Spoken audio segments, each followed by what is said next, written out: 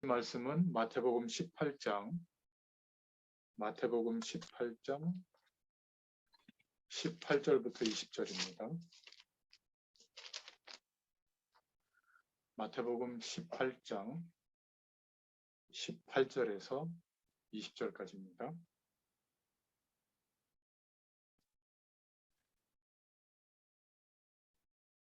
봉독하겠습니다. 진실로 너희에게 이르노니 무엇이든지 너희가 땅에서 매면 하늘에서도 매일 것이요 무엇이든지 땅에서 풀면 하늘에서도 풀리리라. 진실로 다시 너희에게 이르노니 너희 중에 두 사람이 땅에서 합심하여 무엇이든지 구하면 하늘에 계신 내 아버지께서 그들을 위하여 이루게 하시리라. 두세 사람이 내 이름으로 모인 곳에는 나도 그들 중에 있느니라. 아멘. 오늘 마태복음 18장 18절부터 20절의 말씀을 통해서 하나님의 계획, 선교지라는 제목으로 함께 은혜를 나누겠습니다. 지금 우리가 살고 있는 이 시대는 굉장히 변화의 속도가 빠릅니다. 전에도 한번 말씀드렸던 것처럼 농경 시대는 아침에 일찍 일어나고 또 하루 종일 수고하면 먹을 게 있고 또 모든 사람들이 함께 공동체를 이뤄서 살아가던 그런 시대였죠. 그런데 산업 시대가 되면서 한 5,000년 동안의 변화가 한 200년 만에 급속하게 변화되어져서 말세다 이런 시대가 있었습니다. 그런데 사람이 하던 일을 기계가 대신하고 또 생산이 많이 늘어나니까 그 생산물을 소비시켜야 되니까 새로운 그 나라만이 아니라 다른 나라의 소비 시장을 만들기 위해서 막 전쟁을 일으키고 다른 나라를 속국으로 삼고 이런 시대가 있었죠. 얼마 지나지 않아서 그런 시대가 영원할 것 같았지만은 또 세상은 변화되어져서 이제는 금융이라든지 또 여러 가지 세상을 움직이는 지식의 내용들이 많아져서 그 모든 것들을 누구나 다 이렇게 접할 수 있고 또 혜택을 입을 수 있는 그런 통신이라든지 정보망이라든지 또 그것을 볼 수 있는 미디어라든지 이런 것들이 보급이 돼서 지식정보 사회 속으로 들어오게 됐죠. 그러니까 이런 변화의 속도에 적응하지 못하면 옛날에는 그냥 모자란 사람이나 좀 이렇게 적응을 잘한 사람이나 다 살아갈 수 있는 구조였다면 이제는 그 변화의 속도에 적응한 사람에게만 기회가 주어지고 나머지는 아무리 노력해도 자기의 삶이 개선되기가 어려운 그런 좀 특이한 시대에 저희들이 살고 있습니다. 더 심각한 것은 지금 제4차 산업혁명 속으로 들어와서 우리가 생각한 것보다 더 빠른 속도로 이 시대와 세상이 변하고 있는데 그것을 우리가 잘 느끼지 못하고 있다가 이번에 작년부터 코로나 바이러스 때문에 팬데믹 상황이 와가지고 이제는 대면으로 만나서 하던 모든 삶의 형태가 비대면으로 바뀌게 되고요. 그럼에도 불구하고 전 세계는 경제활동이 벌어져서 우리나라만 해도 한 20%에서 30% 성장한 것 같아요. 그러니까 이런 변화가 보이지 않게 내가 인식하지 못했더라면 피부로 인식하지 못했는데 이제는 이 코로나 사태 때문에 전 세계가 완전히 일부러 급속하게 변하는 그런 시대가 왔습니다. 그러다 보니까 많은 사람들이 이 세상에 태어나서 교육을 받고 또 경험과 사람들의 이야기를 통해서 이런 인생을 살아야 된다라고 훈련되어져서 알았던 인생의 모습. 그래서 우리는 혼자 살아갈 때 어린 시절에 열심히 공부해서 많은 것들을 경험하고 전문성을 갖춰서 취업을 하거나 자영업을 하거나 열심히 경제활동을 해서 이제 어느 정도 내가 꿈꾸던 희망하던 많은 것들을 이루려고 열심히 살았죠. 근데 아직도 혼자 사는 사람도 있겠지만은 어느 정도 나이가 되면 사랑하는 사람을 만나고 결혼을 하고 혼자 살던 그래서 열심히 꿈꾸고 생계를 위해서 살았던 그 인생이 이제는 함께하는 사람, 또 자녀들을 위해서, 가정을 위해서 또 책임을 지고 살아가게 된 겁니다. 열심히 노력해서 정말 아까도 이야기했던 그런 변화가 너무나 극심하고 뭔가 이루어진 것이 영원하지 않는, 계속 노력하고 자격을 얻고 변화에 적응하고 이러다 보니까 그 속도에서 뒤떨어진 사람들은 뭔가 이렇게 굉장히 모자란 취급을 당하고 평가에서 항상 아래쪽에 평가를 받고요. 또 세상이 말하는 그런 세상 배경의 기준을 갖지 못하다 보니까 상대적 박탈감을 느끼고 또 굉장히 이렇게 나는 안 되나 보다 이런 자괴감이 들 정도로 그런 막 불편한 인생들을 대부분 많이 살고 있습니다. 그러다 보니까 온통 신경 쓰는 것이 평가받는 것, 또 어떤 기준을 통과하는 것, 사람들의 시선에 좋게 보이는 것, 이것을 중심으로 열심히 살아왔던 겁니다. 그러니까 그 속에서 꿈꾸고 희망했던 것들, 그것을 이루려면 어마어마한 노력이 필요했고요. 그리고 그런 노력을 최선을 다해서 하다가 어느 순간부터는 꿈도 없어져 버리고 희망도 없어져 버리고 그냥 가족을 책임지고 자녀를 교육시키고 또 인생을 살아야 되는, 어떤 면에서는 생존을 위한 그냥 노력, 그 생존에서 생존의 보장을 받을 수밖에 없는 그런 일, 또 최선을 다하는 노력, 이 속에서 살아가죠. 그런데 누군가의 말에 속기도 하고 또 내가 어떤 선택을 잘못했기 때문에 또는 상황과 조건이 내가 그 변화의 속도에 따라가지 못하는 인생을 살고 있기 때문에 굉장히 실패가 오고 또 정말 절망의 눈물을 흘릴 만큼 고통이 정점에 다다르는 그런 인생의 중요한 순간이 오기도 합니다. 그런데 참 안타까운 것은 20년, 30년, 40년, 50년, 60년, 70년 이렇게 그렇게 세상에서 꿈꾸고 희망하던 또 가족을 부양하고 생존을 위해서 열심히 살았던 그런 내가 단 한 번도 충족이 되거나 안식이 누려진 상태는 없었다는 사실을 자꾸 잊어버리고 살고 있습니다. 그래서 하나님이 사랑하시는 사람은 반드시 절망의 순간, 고통의 정점에 다다르는 순간이 오도록 하나님이 허락해 주시는 것 같아요. 그러면 진짜 숨을 쉬고 있는 나를 발견하게 됩니다. 막 세상에서 성공하고 잘 되고 많은 것들을 책임지고 막 사람들의 기준을 통과하고 굉장히 내가 꿈꾸던 일들을 많이 해내야 하는 그런 막 복잡한 인생을 살던 그것도 나지만 절망의 순간이 왔을 때에만 아직도 내가 노력하면 살 수 있겠지, 최선을 다하면 극복될 수 있겠지, 그거는 아직 절망의 정점에 다다르지 않은 상태거든요. 너무나 힘들었을 때 예수님을 누군가 전해줘서 예수님을 믿고 하나님의 자녀가 되어져서 교회까지 가지만 또 교회는 교회마다 비전이 있고 또 그 교회를 끌고 가는 하나님의 계획 속에서 말씀이 주어지고 방향이 주어집니다. 그러면 이 세상에서도 막 지치고 낙오돼 있고 평가받던 그런 사람들이 이제는 완전히 실망과 절망 가운데 교회까지 왔는데 교회에서도 그 말씀대로 안 따라간다고 또 어떤 방향에 참여하지 않는다고 흐름을 쫓아가지 못한다고 또 평가를 받고 안 좋은 성도, 좋은 성도 이렇게 취급을 받으면 상처를 받습니다. 그리고 시험에 들기도 하고요. 결국에는 교회를 옮겨보기도 하고 나중에는 그런 것들을 많이 강조하지 않는 뭐 천주교회라든지 아니면 정교심이 특별한 사람은 영적 현상이 어마어마하게 일어나는 특별한 영적 경험을 하는 불건전 신비주의 집단 쪽으로 가게 되죠. 전부 다 진짜 내가 누구인지 정말 나의 존재 자체에 대해서 무언가를 해내야만 성공해야만 이루어야만 되는, 공부를 열심히 하고 좋은 데 취직하고 좋은 사람 만나고 성공된 인생을 살아야만 되는 그런 나도 나지만 그러나 진짜 나는 따로 있는 겁니다. 여러분, 우리가 지금까지 인생을 살아오면서 어떠한 상황과 조건에 놓였든지 지금까지 가정을 책임지고 자녀를 책임지고 또 나의 인생을 책임지려고 애써왔던 나에 대해서 좀 사랑해줘야 됩니다. 진짜 나는 그런 내가 아니에요.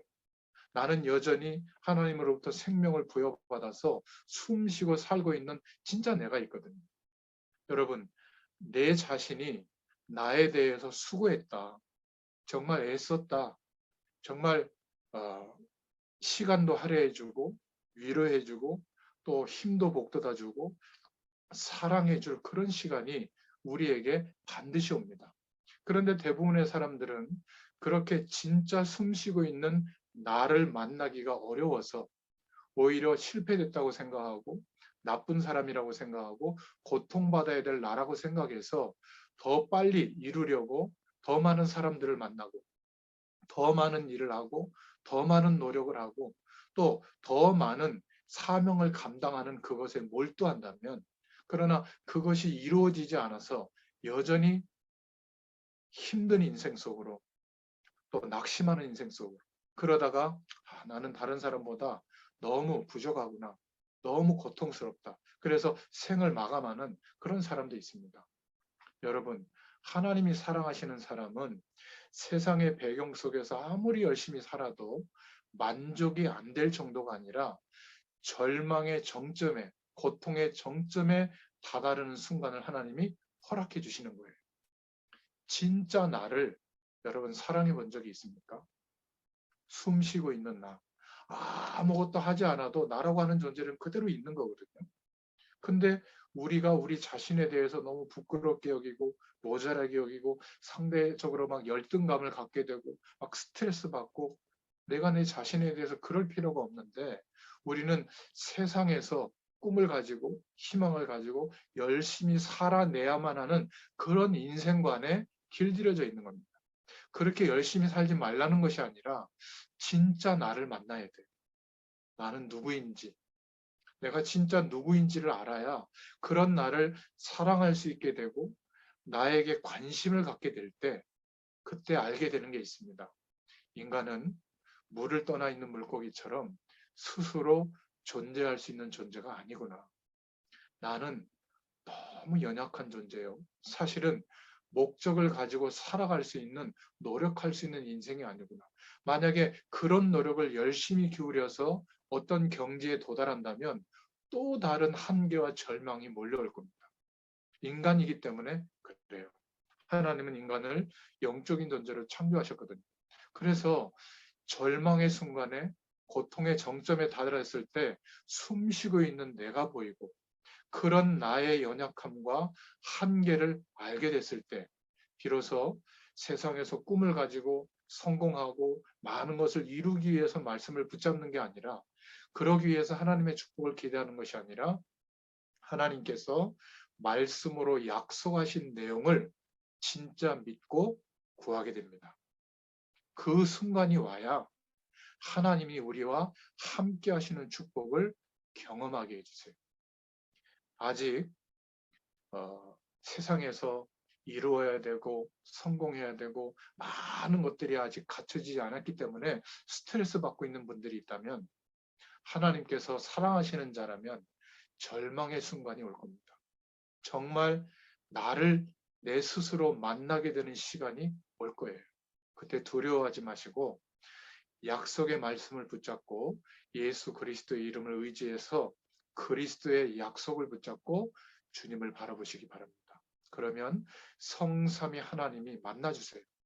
우리와 함께 하시는 은혜가 시작됩니다. 하늘 보좌의 축복이 어떤 것인지를 알게 해주십니다. 그러면 우리 안에 거룩한 영으로 하나님께서 성령으로 거하시는 성전이 되어졌구나. 하나님이 우리를 성전 삼으시고 함께 하시는 구별된 성도가 됐다는 것을 깨닫게 되고 믿어지게 됩니다. 나는 나쁜 사람이 아니었구나. 지적을 받고 실패하고 고통받고 살아야 될 내가 아니라 예수 그리스도 안에서 하나님께서 모든 관심을 가지시고 주목해서 보시는 구원받은 가장 존귀한 자가 됐구나. 여러분, 우리 자신에 대해서 정말 알게 되기를 축원합니다. 그러면 숨 쉬고 있는 나 정도가 아니라 하나님이 만드신 하나님이 만드신 내가 회복이 됩니다. 하나님이 나의 인생을 어떻게 축복하시는지가 이제는 보여지게 돼요. 우리의 과거도 현재도 미래도 알게 됩니다. 아무리 모자란 사람에게도 하나님이 주신 나의 것이 있다는 것을 알게 되죠. 그때 하나님의 모든 계획이 나에게 있다는 것. 그래서 내가 살아가는 모든 삶의 현장이 하나님의 계획이 이루어질 선교지라는 눈을 뜨게 됩니다. 그러면 이 질문을 하게 되죠. 하나님이 정말 원하시는 게 뭘까? 내 인생 전체를 통해서 하나님이 원하시는 게 뭘까? 오늘 하나님이 오늘 하루를 통해서 나에게 매일 원하시는 게 뭘까? 그리고 나의 미래를 두고 하나님께서 무엇을 원하실까? 이런 하나님이 깨닫게 해주시는 정말 선교지, 나의 모든 삶의 현장이 하나님의 계획이 이루어질 하나님의 축복된 선교지구나. 이런 응답이 오게 됩니다. 이전에 어떤 목사님한테 들었던 분의 이야기인데 이 집사님은 시장에서 자영업을 하는 분이었던 것 같아요. 근데 이 질문과 하나님의 응답이 오게 된 겁니다. 아, 내가 이렇게 존귀한 자가 됐구나. 먹고 사는 일에 상처받고 힘들고 패배한 낙오자가 아니라 하나님의 이 그리스도 안에서 존귀한 자가 됐구나. 그래서 열심히 일해야 되니까 시간은 없어서 기도하는 가운데 점심시간을 활용해가지고 뭔가 시간을 아끼려고 도시락을 싸왔대요. 그래서 얼른 도시락을 먹고 그리고는 매일같이 시장을 조사하러 나간 겁니다. 그 점심시간 남는 시간에. 그래서 시장이 어떻게 돌아가는가, 흐름이 어떻게 바뀌는가 이것도 보고요. 아는 사람들이니까 만나서 잠깐 이야기하면서 혹시 어려운 일들이 없는가, 좀 고통당하는 사람이 없는 걸 돌아보면서 혹시 하나님의 계획일까 싶어서 복음을 슬쩍 얘기했을 때 받아들이면 복음 전해주고 이런 일은 누구나 할 수 있거든요. 그렇게 큰 일이거나 어려운 일이 아니죠.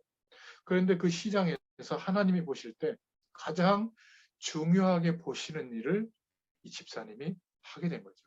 하나님은 그 시장에 있는 사람들 가운데 구원받을 자가 나오면 이 사람에게 붙이는 겁니다. 이 집사님에게. 그래서 복음을 받으면 그 사람을 자기 자영업하는 곳으로 불러서 말씀으로 양육하다가 복음이 깨달아지게 하시는 은혜를 주시거나 전도의 마음을 주시면 자기 집으로 불러서 따로 말씀 운동으로 세운 겁니다. 그래서 제자로 세운 뒤에 그 사람을 한 명 한 명 제자를 교회로 데리고 오는 그 집사님의 얘기를 들었습니다.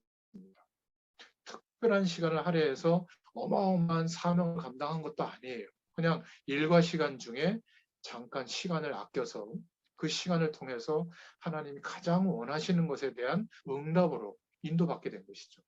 자, 이런 면에서 우리가 누구인지를 알게 되면 나는 그렇게 세상에서 꿈을 이루고 대단한 사람이 되고 열심히 노력했지만 실패와 절망의 순간이 와서 상처 입고 살아가야 될 사람이 아니라 하나님이 거하시는 성전이 됐구나.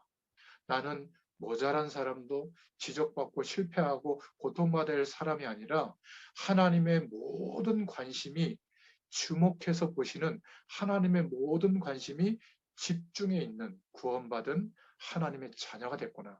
그 사람에게는 자신의 모든 인생의 현장에 하나님의 계획이 이루어지도록 지금 선교지로 축복하셨다는 눈이 열려지게 됩니다. 그럴 때 이제 알게 되는 거죠. 하나님이 본론으로 첫 번째로 하나님이 원하시는 진정한 선교지가 어디인가? 바로 이 축복을 회복한 사람이 처해 있는 장소, 그 사람이 일하고 있는 업, 가정, 그 모든 현장이 하나님의 계획이 이루어질 선교지인 줄로 믿습니다. 지금 내가 발로 선 곳, 저와 여러분이 지금 앉아 있는 바로 그것이 하나님의 계획이 성취되어질 선교지인 줄로 믿습니다. 그런 은혜의 축복들이 열려지게 되고 보여지게 되죠. 스트레스 받고 비교해서 열등감을 느끼고 상처받는 현장이 아니라 전부 하나님의 완벽한 계획이 이루어질 선교지였구나. 이 눈을 뜨게 되는 겁니다. 대단하게 큰 일이 아니더라도 아주 작은 일인데 하나님이 원하시는 일을 시작하게 되죠. 실제로 하나님이 원하시는 일을 우리가 인도받게 됐을 때 하나님은 하나님의 계획을 그 선택을 통해서 이루어 가십니다. 그리고 교회에서나 가정에서나 직업의 현장에서 맡은 분야가 바로 하나님의 계획이 이루어질 선교지인들로 있습니다. 이 눈이 열려진 사람은 세 가지가 없었습니다. 참된 전도와 선교의 축복을 누린 증인들에게는 동기가 없었어요. 어떤 사람은 좀 말씀 전해주다가 물건을 팔거나 어떤 사람은 좀 교회로 안내하다가 사기치는 사람도 있고 돈을 빌려서 안 갚는 사람도 있습니다. 또 목회자들은 말씀으로 도와주는 척하면서 결국은 교회를 옮기게 하거나 나만 따르게 하거나 이런 것은 뭐 선한 동기일 수 있을지 몰라도 우리는 오직 그리스도 외에 복음 외에 다른 것이 필요 없다는 것을 알게 된 사람이잖아요. 어떻게 하면 이 복음을 이 사람에게 이 현장에 전달해줘서 나처럼 가장 하나님의 존귀한 자가 됐구나. 하나님이 거하시는 성전이 되어졌고 하나님의 모든 계획이 나와 나의 현장을 통해서 하나님께서 이루고 계시는구나. 이런 선교지로 보는 이 응답의 눈이 열리도록 어떻게 하면 도울 것인가. 이게 우리의 동기라면 동기가 되어야 될 줄로 믿습니다. 이 사람은 핑계댈 이유가 없죠. 생명과 재산을 걸어도 될 만한 정말 복음 안에서 하나님이 가장 원하시는 가치를 알게 된 사람들이죠. 왜냐하면 우리의 모든 현실을 그리스도로 말미암아 이제는 거듭난 때부터 하나님이 주신 것을 알고 있기 때문입니다. 이것을 하나님이 주셨는데 핑계댈 이유가 없죠. 우리의 시간도 달란트도 우리의 모든 조건과 환경도 하나님으로부터 하늘 보좌로부터 허락되어진 것이기 때문에 핑계댈 이유가 없는 것입니다. 우리의 인생을 요구하실 때 당당하게 감격스럽게 하나님 앞에 드릴 수 있는 그런 축복의 인생이 우리가 된 것이죠. 그러니까 진짜 이유를 알면 이유가 필요 없는 거죠. 왜 다윗이 사울 왕을 죽일 수 있는 순간이 있었는데도 죽이지 않았죠? 그 사울 임금을 하나님이 세우셨기 때문에. 비록 하나님의 약속을 놓치고 있지만 그 사람도 하나님의 언약 속의 축복의 사람이라는 것을 알고 있었기 때문에 죽일 수 있는 순간에도 그 일을 선택하지 않았죠. 요셉이 그런 어려운 인생의 여정에서 흔들리지 않았던 이유는 자기가 누구인지를 알았던 겁니다. 하나님께서 성령으로 성전 삼으신 형통케 하는 자가 됐다는 것을 알고 있었기 때문이죠. 이런 축복이 저희들에게도 오게 된 줄로 믿습니다. 자, 우리의 모든 삶의 현장이 하나님의 계획이 이루어지고 있는 선교지라고 하는 응답을 받게 되면 현장에서 우리의 모든 삶의 현장에서 하나님만 주실 수 있는 그리스도 안에 있는 이 축복을 회복한 자들에게 허락하시는 유일성의 응답이 옵니다. 유일한 답이 오죠. 이 축복은 구원받은 하나님의 자녀에게만 예비되어 있기 때문에 믿음 안에서 발견하도록 하나님이 축복하십니다. 달란트도 해당이 되고요. 우리의 여건도 그렇고 우리의 믿음과 사명도 그렇습니다. 제일 먼저 오는 유일성의 축복이 뭐냐면 복음이 모든 것이라고 하는 유일성의 축복이 와요. 더 필요해지지가 않습니다.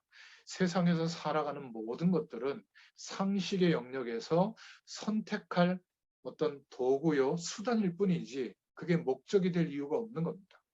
우리 인생에, 우리 자신에게 복음의 유일한 축복이 옵니다. 이게 초대교회에 허락되어졌던 성령의 역사죠. 그래서 초대교회 성도들은 모두 다 순교의 순간이 왔을 때에도 기쁨으로 순종하면서 나아갈 수 있었던 겁니다. 우리에게 살아야 될 이유, 사명을 감당해야 될 이유가 있다면 이 복음 안에서 허락해 주신 이 유일한 축복, 하나님의 모든 은혜가 누려질 수 있기를 축원드립니다. 그러면 왜 이 사람을 하나님이 만나게 하셨을까? 만남의 축복을 누리는 내용이 바뀝니다.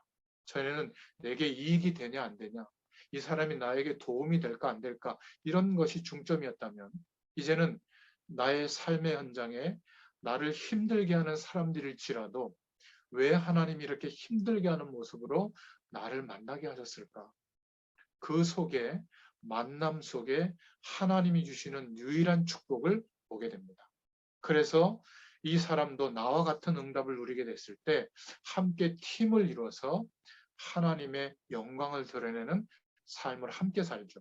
그래서 팀을 이루어서 사역을 한다. 팀 사역이라는 이름으로 우리가 소개하기도 하는 겁니다.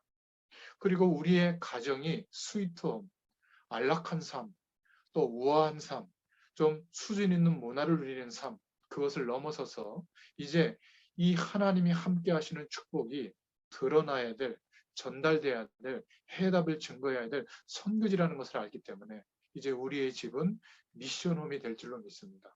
우리의 가정과 우리의 자녀들과 우리의 후대들을 통해서 또 우리의 가문을 통해서 하나님의 영광이 드러나는, 유일성의 축복이 드러나는 가정으로, 삶으로 바뀌어지게 될 줄로 믿습니다.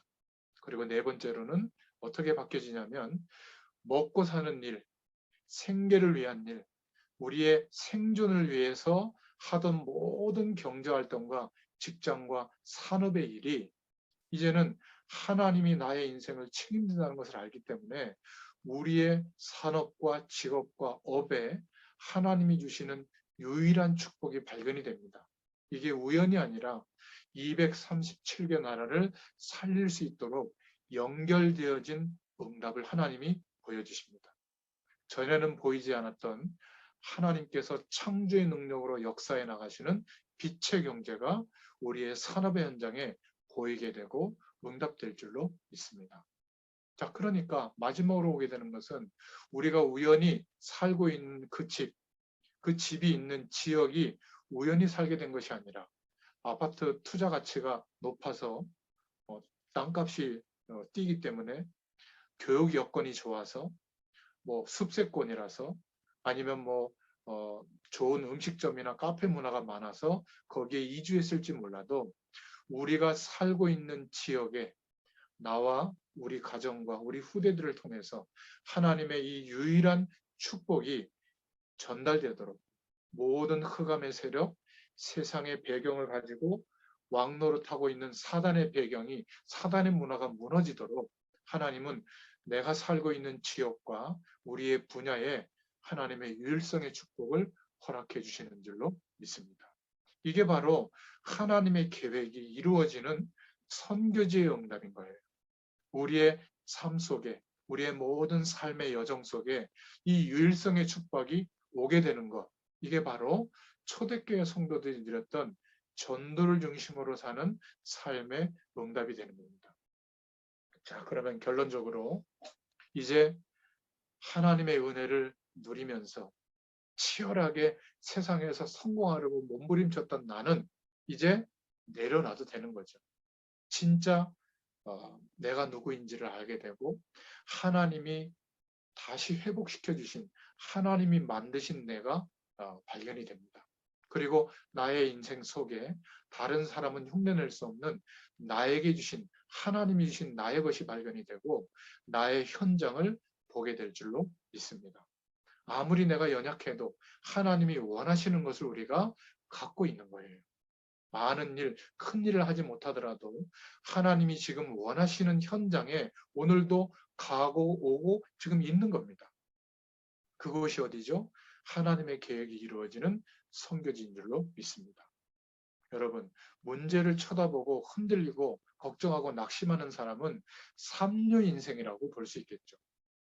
또 어떤 사람은 문제를 보고 막 끝까지 억지로 참는 사람인데 대단하죠. 이류 인생입니다. 그런데 문제를 보고 웃을 수 있는 사람, 내가 누구인지를 알고 하나님께서 우리를 어떻게 보시고 우리의 삶의 현장을 어떻게 축복하시는지 그 답을 알고 있기 때문에 문제를 보고 웃을 수 있는 사람, 문제 가운데 고통당하고 억지로 찾는 사람들을 살릴 수 있는 우리는 인류 인생이 된 줄로 믿습니다.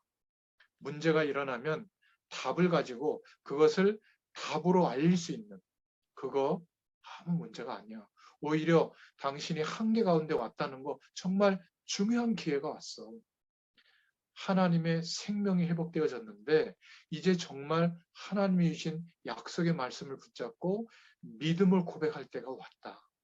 성삼위 하나님이 만나주실 것이다.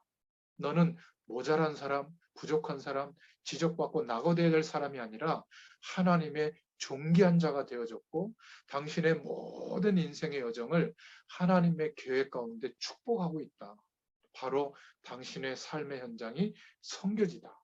이 답을 전달해 줘야 될 시간이 온 줄로 믿습니다. 그래서 갈등에 속을 필요가 없죠. 하나님이 우리를 바꾸실 그러한 중요한 기회가 왔다는 것을 기억하시면 됩니다. 사람들은 자꾸 반대로 사는데요. 문제에만 빠져 있고 막 흔들리고 낙심하고 심지어 문제를 일으키는 사람도 많습니다. 만약에 저와 여러분도 이 속에 있다면 다 흔들리겠죠. 세상은 답이 없겠죠. 하나님이 우리를 특별히 은혜를 주셔서 이들을 살려줄 수 있도록 이들이 축복받도록 도와줄 수 있도록 우리의 모든 삶을 선교지로 축복하신 줄로 믿습니다. 여러분, 예수님께서 항상 세상 끝날까지 너희와 항상 함께 있겠다. 이렇게 약속해 주셨습니다. 부활의 메시지죠. 감람산으로 부르셔서 하나님의 나라와 성령의 충만과 권능을 약속해 주셨습니다. 우리가 늘 문제 가운데 빠지고 사람들하고 다투고 그러고 있는데 거기에 하나님이 성령 충만할 그런 은혜를 주실 이유가 없는 거죠.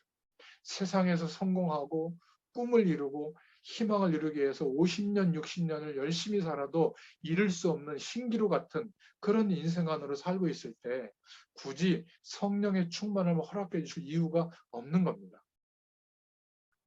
우리가 그냥 교회 갔다 왔다 신앙생활 한다면 굳이 성령 충만할 필요가 없는 거죠. 우리의 모든 삶의 현장이 하나님의 계획이 이루어질 선교지구나. 그래서 그 현장을 살리려고 한다면 하나님께서는 약속하신 대로 성령 충만이 있어야만 살릴 수 있기 때문에 성령 충만을 부어주실 줄로 믿습니다. 야곱이 옛날에 엄마 옆에서 팥죽 끓이고 있을 때는 성령 충만할 이유가 없는 거지. 외삼촌 나반의 집에서 돌아오면서 형이 군대를 이끌고 온다는 소식을 듣고 인간인지라 정말 죽을 수 있다는 생각에서 하나님 앞에 정말 절실하게 기도하고 있는 그 현장에 하나님이 천사를 보냈죠. 한도뼈가 부러질 정도로 끝까지 기도했던 야복강의 그 기도를 하나님이 들으시고 역사해 주신 거 아니겠어요? 우리는 힘이 없지만 하나님이 힘을 주신다고 약속하셨습니다. 우리의 연약함을 아시기 때문에 하나님은 세상을 살릴 가장 좋은 것으로 성령의 충만함으로 역사해 주십니다. 세상에서 가장 큰 문제는 건강의 문제가 아닙니다. 돈의 문제도 아니고 사람의 문제도 아닙니다. 사단의 세력이 문제거든요. 그래서 그 가장 큰 문제를 아시고 사단의 세력을 이길 권세를 우리에게 주신 줄로 믿습니다. 우리는 그리스도 안에서 하나님이 거하시는 성전이 됐기 때문에 하나님이 주시는 은혜와 축복을 받을 당연한 자격과 이유가 있는 줄로 믿습니다. 불신자처럼 큰 축복 받았는데도 낙심하면서 살지 마시길 바랍니다. 우리가 만나서 그 사람들을 도와줘야 될 줄로 믿습니다. 우리의 모든 삶에는 하나님의 축복이 가득한데 하나님의 계획 속에 있는 선교지인데 자꾸 다른 곳에서 우리 인생의 답을 찾으려고 하고 있습니다. 그들을 깨우쳐 줘야죠. 주의 말씀으로 도와줘야 될 줄로 믿습니다. 하나님은 이 일에 우리의 인생을 증인으로, 전문인으로, 중직자로, 산업인으로, 랩넌트로 부르신 줄로 믿습니다. 여러분, 이 눈을 뜨고 오늘 우리의 현실을 한번 보세요. 우리의 현장을 한번 보세요. 우리가 꼭 해야 될 일이 보이게 될 줄로 믿습니다. 그 다음에 하나님이 주시는 천명, 소명, 사명이 생기게 될 줄로 믿습니다. 이런 은혜를 누리시는 한 주간이 되시기를 예수님의 이름으로 축원드립니다. 기도하겠습니다. 하나님 감사합니다. 세상 배경 속에서 꿈꾸고 희망을 가지고 또 열심히 노력하면서 생존을 위하여 가족을 부양하기 위해서 미래를 준비하기 위해서 최선을 다했지만 언제나 채워지지 않는 갈등과 또 상처와 또 실패와 절대적 절망 가운데 놓이게 됐을 때 하나님께서 주시는 절호의 기회가 온 줄로 믿습니다. 정말 하나님께서 만드신 나를 회복하게 하시고 하나님께서 허락하신 나의 것이 회복되게 하시며 하나님의 모든 계획이 이루어질 나의 현장, 선교지로 보여지도록 축복하여 주시옵소서. 오늘이 바로 선교의 날이 되게 해주시고 내가 만나는 모든 사람이 바로 선교의 대상이 되게 하시며 내가 있는 곳이 바로 선교지가 되게 하여 주시옵소서. 한 절 동안에도 승리하게 되도록 역사하여 주옵소서. 예수님의 이름으로 감사하며 기도드렸습니다. 아멘.